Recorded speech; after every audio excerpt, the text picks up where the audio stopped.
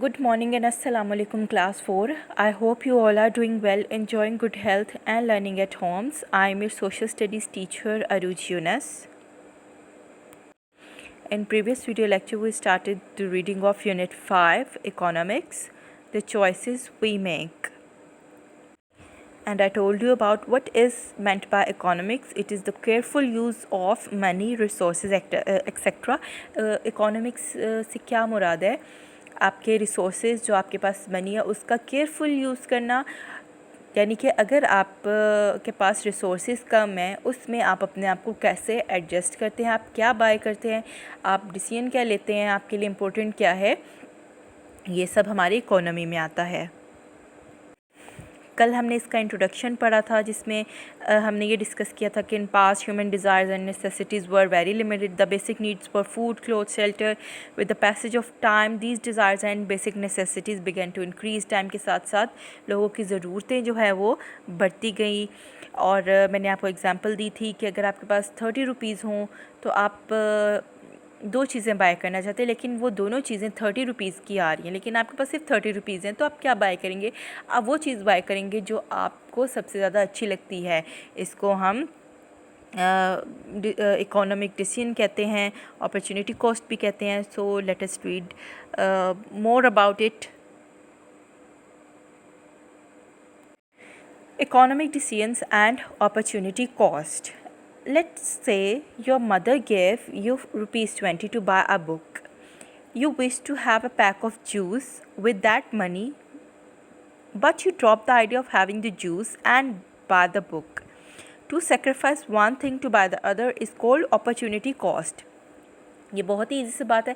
Economic decision, opportunity cost, economic, ये सब चीज़ें एक दूसरे से मैच करती हैं। इसमें एग्जांपल जो है एक तरह की है कि आप के लिए जो चीज़ इम्पोर्टेंट है आप उसको बाय करेंगे, ठीक है, और आप दूसरी चीज़ को छोड़ देंगे क्योंकि आपके पास रिसोर्सेज क्या हैं, लिमिटेड हैं। अब जैसे आपकी मामा ने आपको 20 रुपीज़ दिए हैं कि आपने बुक लेनी है, लेकिन आप जूस का पैक लेना चाहते हैं उस मनी से, लेकिन आप जूस को लेने का आइडिया जो ड्रॉप कर देंगे, आप बुक बाय करेंगे क्योंकि वो ज़्यादा इम्पोर्टेंट है। तो इस तरह से सेक्रीफाइस को हम कहते हैं opportunity cost. You bought the book and left the juice, keeping in view the economic choice and opportunity cost, this decision called economic decision. इसको हम इकोनॉमिक डिसीजन कहते हैं। Opportunity cost decision, economic decision same ही है।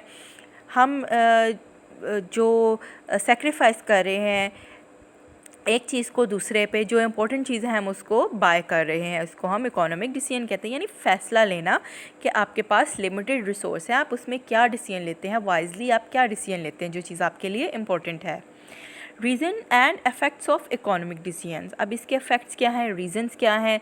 Every economic decision has it good और bad effect. इस तरह से इसके अच्छे बुरे इफ़ेक्ट्स हैं। If you want to buy juice and leave the book, you will be deprived of reading the book.